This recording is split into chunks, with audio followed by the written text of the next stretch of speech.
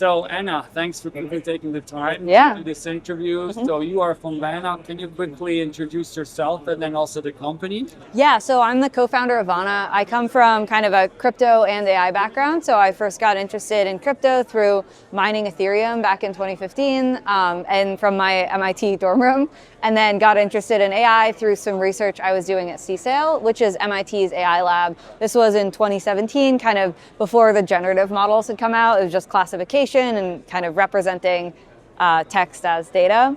So with Vana, what we're doing is building a way for users to collectively own AI models by contributing their data. And what that allows for is access to better data that you couldn't otherwise get. There's a lot of data is kind of locked away in walled gardens today of different centralized tech companies. Okay, yeah, that's so interesting. I mean, we've been hearing this use case for quite some time. I would Yeah. argue, you said it yourself, like own your own data. So do you think this is really becoming a reality? And what does it take? Or are we there yet? Yeah, I think like owning your data is the original promise of crypto, right? Like from the very early days of Ethereum, it was like, hey, own your data, right? Make it portable with you across the internet. And what we've seen is that it just hasn't reached adoption in any form, right? I think a lot of it, there are also non-crypto projects, Solid project, which is started by Tim Berners-Lee, creator of the internet out of MIT, Urbit as well, going after this data ownership problem. I think often what projects run into is they try to onboard users through ideology and say you should own your data, but like what does that mean, right? Like what is the thing you can do that you couldn't do before because you own your data? And in the case of Vana, we're really focused on supporting these data DAOs that allow users to collectively pool their data that they own and then earn and sort of train models that they jointly own and kind of earn money as it's used. So I think that the real shift that we saw is that AI raised the stakes for data ownership, right? Previously, the idea of like get $10, $20 for your data, just not that interesting. But if you can then own a part of the next ChatGPT, right? Or own and earn every time an AI model is used, that's much more interesting to a consumer. And that's what we've seen with adoption, right? Like with the Reddit data DAO, 140,000 real Reddit users in a week is kind of insane from an adoption perspective, right? 1 million wallets. It's the sort of adoption that you've never seen before in any data ownership context. And I think it is that AI piece that's brought it so much to the forefront. Okay, so interesting. Yeah, so you spoke of these like data DAOs. Yeah. Can you maybe elaborate? Is anyone able to start such a thing? Yeah.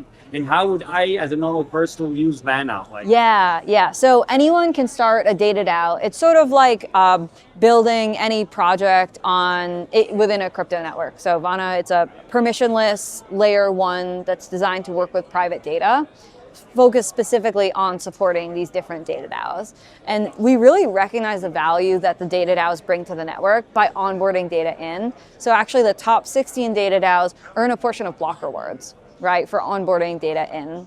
In terms of how users interact with Vana, most of the time, users generally don't directly interact with a blockchain, right? You interact with an application that someone has built. And so you interact with data DAO's kind of interface that they've created for you to contribute your data. So in the case of the Reddit data DAO, they have a website, they walk you through different steps. There are other projects that have like a web scraper or like a Chrome extension. There are some that have, there's a Telegram mini app that aggregates the different data DAOs so you can contribute to them in different ways. So generally when you interact with Vana as an end user, you're looking at something that a developer built, which is just an app that lets you contribute your data and get back data set specific tokens for it.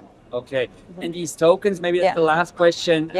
What are they supposed to do, and why is there even a token? Totally, yeah. So the data set specific tokens are what govern access to the data, right? And so it's very, like, if you ask a question like, hey, we've pooled data from 100,000 users, should we sell it for $100,000, right? Like, it's actually a very hard question to price data.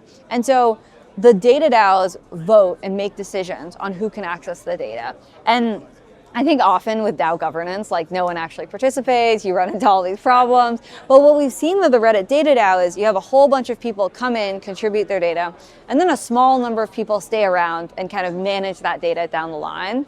So in that case, they saw there was a machine learning engineer who wanted to train an AI model, and he got access to 10% of the data to start, sort of looked at it directly, figured out, hey, I think I could train a model that is like a snarky Redditor based on this data. And then he trained the full model on all the data, but in a privacy preserving way. And that's important because you don't want data to leave the system because then you can't charge money for it, right? Beyond just the privacy issues. Okay. Oh, yeah, very interesting. Thanks a lot for sharing all these things. Yeah, thanks for the questions. Appreciate it. All right. Cool, okay. Bye.